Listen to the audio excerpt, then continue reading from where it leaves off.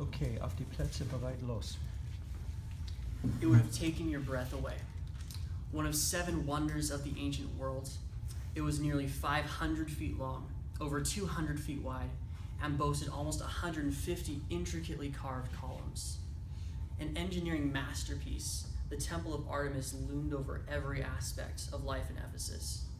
In fact, it was so influential that when Paul came preaching the gospel, he was forced to flee the city to the tune of "Great is Artemis of the Ephesians." The ancient city of Ephesus had no room for the God of Paul. Nearly 2,000 years later, I had the opportunity to visit Ephesus myself. Much of the ancient city is still available to be seen. The great amphitheater, the bathhouses, the library, all of those available to be toured. However, to find the Temple of Artemis takes a little more skill to track down. I found it eventually in an abandoned old field off near the main road. It was a marshy field filled mostly with geese and an old peddler trying to convince me that he had Roman coins to sell me. But there in the midst of it was one broken down old pillar, mostly made of fragments of other pillars. Nothing else was left of the great Temple of Artemis. Great is Artemis of the Ephesians. When Paul wrote his letter to the Ephesians, he had to keep Artemis in mind because she was so influential in Ephesian culture. Her shadow was over so much of the church in the city. So he started off his letter firstly by praising his God, his character, his power, his glory. And then he went on to tell the church, what is the will of God for your church? What is the will of God everywhere? And it's this, in verse 10, this is God's will. At the right time, he will bring everything together under the authority of Christ, everything in heaven and on earth.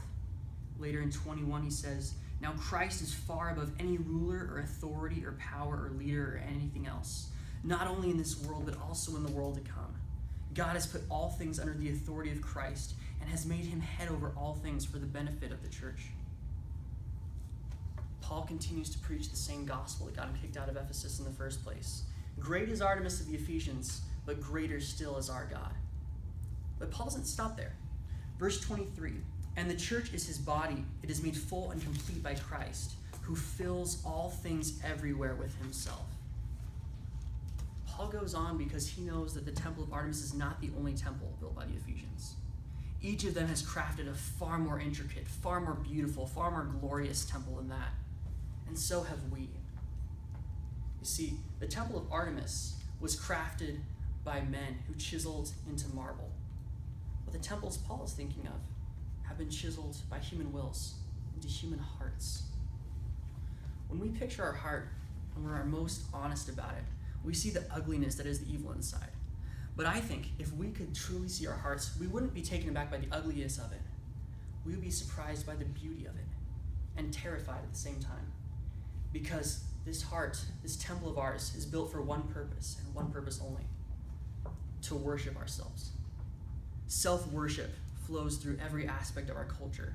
It's the air we breathe, it's the water we swim in, it's the atmosphere around us. It's so prevalent we don't even notice it anymore. Products are marketed to us to satisfy the pleasures of ourself or to boost our own self-image, self-esteem. Insecurity, arrogance, both sides of the same coin, both completely preoccupied with our own selves. Tozer puts it like this in his book, Knowledge of the Holy. The natural man is a sinner because and only because he challenges God's selfhood in relation to his own. In all else, he may willingly accept the sovereignty of God. In his own life, he rejects it. For him, God's dominion ends where his begins. Yet so subtle is self that scarcely anyone is conscious of its presence. Because man is born a rebel, he is unaware that he is one. His constant assertion of self, as far as he thinks of it at all, appears to him a perfectly normal thing. He is willing to share himself, sometimes even to sacrifice himself for a desired end, but never to dethrone himself. No matter how far down the scale of social acceptance he may slide, he is still in his own eyes a king on a throne, and no one, not even God, can take that throne away from him. Jeremiah puts it like this: the heart is deceitful above all else and desperately wicked.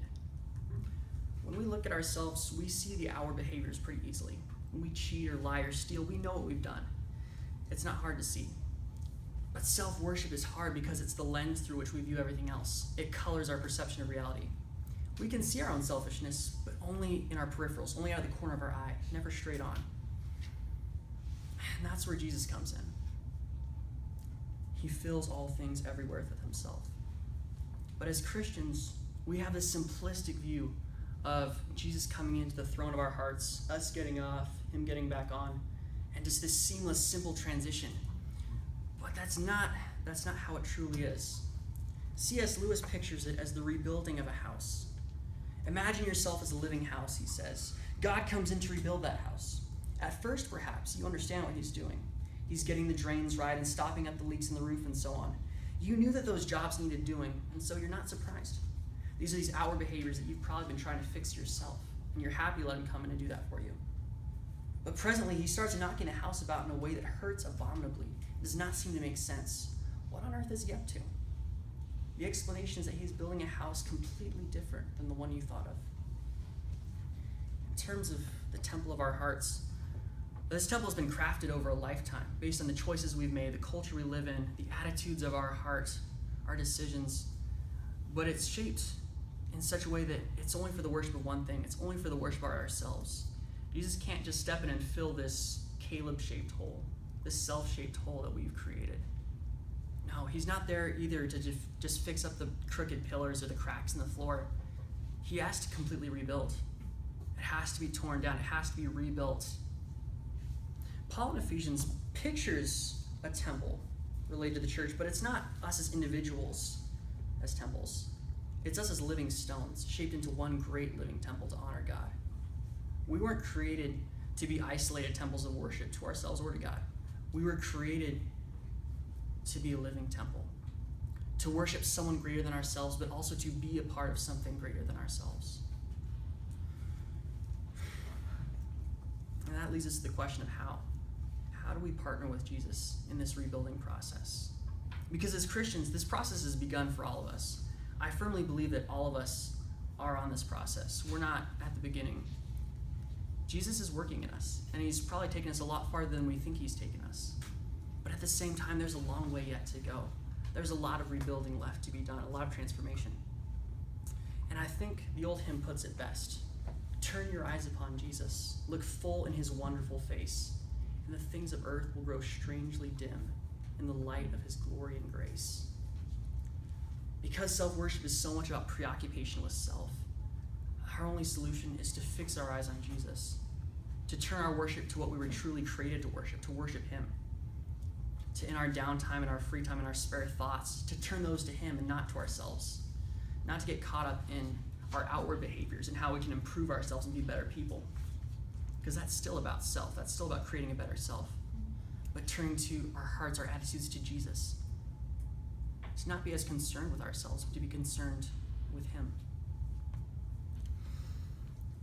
My challenge to you today is to examine your hearts. Not to look at the outward behaviors, not even to look deeper for motives behind those or things you think you're doing wrong, but to ask yourself, who am I worshiping? Who am I preoccupied with? When my thoughts wander, where do they go? Are they concerned with me, or are they concerned with God? Because you see, each one of the temples of our hearts is going to crumble, just like the temple of Artemis. We'll be left maybe with a few individual pillars, if that. So my question is, will we allow ourselves to be shaped into something better? Thank you.